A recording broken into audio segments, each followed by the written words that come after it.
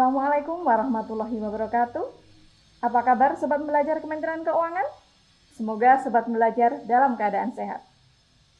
Sobat Belajar Kementerian Keuangan, pada tahun 2021 ini, pemerintah telah mengalokasikan dana desa sejumlah 72 triliun, meningkat sedikit lebih daripada tahun 2020.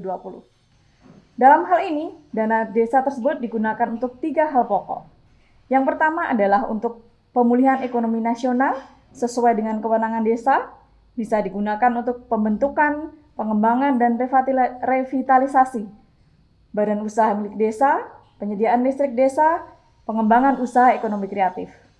Dan yang kedua adalah program prioritas nasional sesuai dengan kewenangan desa, seperti penggunaan sumber daya, pengembangan desa, pemetaan data, potensi, dan sebagainya.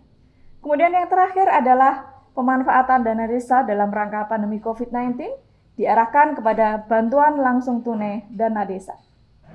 Sobat Pembelajar, pada kesempatan ini kita akan berbincang dengan Pak Thohirin. Beliau adalah Widyaswara Balai Diklat Malang, seorang akuntan, ahli keuangan negara, barang milik negara, dan dana desa. Dengan fokus perbincangan kita pada kesempatan ini, khusus tentang BLT dana desa. Selamat pagi Pak Thohirin, apa kabar Bapak? Alhamdulillah sehat, apa kabar Mbak Retno pagi ini? Alhamdulillah Pak, sehat Pak. Alhamdulillah di masa seperti ini ya Pak, diberi sehat itu adalah nikmat yang luar biasa gitu ya Pak ya. Betul Mbak Retno. Nah, ini Pak, terkait dengan dana desa nih Pak. Bagaimana nih Pak perkembangan terkini? Adakah aturan baru yang dikeluarkan oleh pemerintah Pak terkait dengan dana desa atau bantuan langsung tunai khususnya Bapak? Baik, terima kasih Mbak Retno dan Sobat Kemenlu yang berbahagia. Saya ingin memberikan kabar gembira ya. Wah, Ada alhamdulillah hot news kabar nih, gembira ya Pak kabar ya. gembira karena ini ada satu berita yang tentu jadi kabar gembira bagi teman-teman di desa. Jadi ada PMK 94. Nah, PMK ini merupakan perubahan PMK 17 tentang TKDD dalam rangka penanganan COVID dan dampaknya. Ini ada kabar gembira yang ditunggu-tunggu oleh teman-teman Kades dan para penerima BLT ini, Mbak Retno. Oh seperti itu Pak ya. Kenapa Pak pemerintah mengeluarkan aturan baru padahal sebenarnya sudah ada ya, kemudian keluar di PMK 94 yang terbaru ini? Mengapa Pak? Mungkin ada latar belakangnya Pak. Ada dua latar belakang ya yang membuat pemerintah mengeluarkan PMK terbaru ini. Pertama adalah sampai dengan awal Juni itu realisasi untuk dana desa itu masih relatif kecil ya, baru 23 triliun dari 72 triliun. Kemudian untuk BLT desa sendiri itu realisasinya masih jauh, baru 2,7 dari target semester 1 tuh 14 triliun. Jadi masih jauh, masih di bawah 20%. Yang kedua, ada alasan yang sama-sama kita tahu bahwa di 3 Juli ada PPKM darurat. Nah, ini berdampak dalam kondisi nggak darurat saja, proses pengajuan untuk BLTDD tersendat-sendat. Apalagi ada kondisi PPKM darurat ini yang memaksa akhirnya Kemenkyu mengeluarkan PMK 94. Itu dua hal yang memaksa Kemenkyu mengeluarkan PMK dalam rangka apa? Percepatan untuk BLT dana desa. Oh ya, alhamdulillah akhirnya pemerintah segera mengambil tindakan Pak ya, begitu realisasi di bulan Juni ini nggak sampai 50% berarti Pak ya? Betul, jauh dari harapan. 30-an ya. Itu ya, ya 30 betul, sekian persen. Ya. Oke, lalu ini Pak, mungkin kebijakan dari PMK 94 ini tujuannya apa Pak? Kalau tadi kan latar belakangnya Pak, sekarang tujuannya? Pertama dari sisi tujuan, pertama ingin mempercepat proses penyaluran dana desa. Karena di dalam dana desa itu ada komponen untuk BLTDD tersendat-sendat. Nah, dengan PMK ini ada akselerasi. Yang kedua, pemerintah ingin pembayaran BLT desa itu segera diterima nih oleh teman-teman para KPM, keluarga penerima manfaat ya.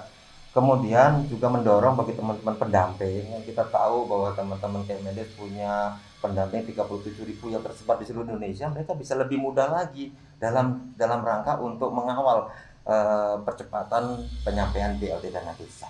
Demikian Mbak Retno. Oke ya, mudah-mudahan Pak ya nanti PMK 94 ini benar-benar bisa dimanfaatkan dengan baik oleh seluruh rekan-rekan desa ya.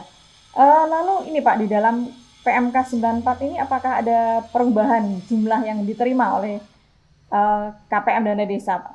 Dari sisi jumlah tidak berubah, jadi tetap 300.000 untuk per KPM dan waktunya tetap bisa sampai 12 bulan. Jadi memang misi dari PMK 94 itu akselerasi penyalurannya ya. Jadi jumlahnya sama sekali tidak dilakukan perubahan. Oh, saya kira Demikian. tadi ada perubahan jumlah gitu Pak ya. Ternyata bukan ya, tetapi Jumlahnya tetap jumlahnya tetap. 300.000 per bulan Oh. bagi 1 KPM. Lalu perubahannya apa Pak yang paling inti di PMK Nah, 94 ini terkait ini BLT yang Pak? menjadi kabar baiknya buat teman-teman sekalian. Jadi kalau di PMK dulu itu penyaluran dilakukan per bulan. Oh, Jadi ya. kalau misalnya sekarang bulan Maret, ya hanya ngajukan bulan Maret. Nanti Maret disalurkan, baru ngajukan lagi April, baru ngajukan lagi Mei. Jadi pengajuan bulan selanjutnya harus ada persyaratan penyaluran di bulan sebelumnya. Oh, Jadi nggak bisa rapel katakanlah udah terlambat 3 bulan. Saya mau langsung dari bulan April, Mei, Juni, nggak bisa. Itu aturan PMK 222. Nah di PMK 94 ini pemerintah desa itu diizinkan untuk mengajukan. Jadi kalau dia ketinggalan 4 bulan, ketinggalan 3 bulan, itu boleh mengajukan 3 bulan sekaligus. Ini satu hal yang memang didorong. Ini latar belakangnya supaya apa? Karena memang realisasinya jauh nih. Ada yang baru bulan Maret, bulan April. Oleh karena itu dengan PMK 94 ini satu desa itu bisa langsung sekaligus 3 bulan. Ini yang dilarang di PMK sebelumnya. Ya, sebelumnya 1 bulan. Jadi Per sekarang bulan, betul. boleh 3 bulan. Nah, berarti misalnya nih Pak, dia Januari sudah cair, kemudian Februari, Maret, April belum cair, jadi di Mei bisa cair 3 bulan ini gitu. Bisa diajukan sekaligus 3 bulan. Jadi langsung di tagging mengajukan 3 bulan dari desa ke DPMD, kemudian DPMD ke KPPN, langsung disalurkan 3 bulan. Kalau 3 bulannya maju boleh nggak Pak? Misalnya di bulan misalnya di bulan September ini mengajukan untuk Oktober, November, Desember? Itu yang tidak boleh. Tidak boleh. Jadi ya, dia maksimal kalau sekarang nih bulan katakanlah bulan September, jadi maksimal adalah sampai dengan September. Jadi kalau misalnya tersisanya 2 bulan ya ajukan saja 2 bulan. 3 bulan itu maksimal, tetapi batas tertingginya adalah bulan yang berkenaan. Jadi kalau sekarang bulan September hanya boleh bulan Juli, Agustus, September. Kalau terlambatnya 2 bulan ya ajukan 2 bulan saja. Kalau terlambatnya 5 bulan ya 2 tahap Pak ya, 3 ya 2 bulan tahap, dan karena 2 dia nggak boleh 5 bulan, Oke. hanya 3 bulan. Rapelnya 3 bulan. Berarti ini kabar yang menggembirakan nih. Silakan nih monggo Bapak Ibu yang mengurus dana desa untuk segera ya Pak ya. Lalu ada syarat khusus nggak Mbak kalau 3 bulanan seperti ini? Apakah sama dengan peraturan sebelumnya yang per bulan gitu? Kalau disyarat sih pertama untuk tahap awal ada surat kuasa dari Bupati Wali Kota merekam KPM BLTDD karena ini kan hasil musyawarah yang ada di tingkat desa. Nah baru di bulan-bulan selanjutnya tuh hanya tagging saja menandai. Misalnya kalau katakanlah satu case ya, satu desa itu baru mengajukan sampai Maret. Berarti dia tagging saja, berarti April, Mei, Juni. Gitu. Oh, begitu disalurkan lagi, ajukan lagi untuk Juli, Agustus, September. Jadi kalau misalnya terlambatnya 6 bulan, ya dia tinggal 2 kali pengajuan. Kalau dulu sampai 6 kali, karena terlambat 6 bulan, salurkan dulu bulan April, selesai salurkan, ajukan lagi. Jadi agak lama. Nah dengan adanya PMK terbaru ini dimungkinkan satu desa itu rapel pengajuan 3 bulan. Oke, baik. Baik, terima kasih Pak Thohirin perbincangan kita di pagi hari ini untuk Sobat Pembelajar. Demikian perbincangan yang menarik dengan saya dan Pak Thohirin Widya Iswara Bagadiklat Keuangan Malang terkait dengan kebijakan pemerintah yang baru dalam BLT Dana Desa yaitu PMK 94. Terima kasih atas perhatiannya. Terima kasih Pak Thohirin. Sampai bertemu kembali. Wassalamualaikum warahmatullahi wabarakatuh. Waalaikumsalam warahmatullahi wabarakatuh.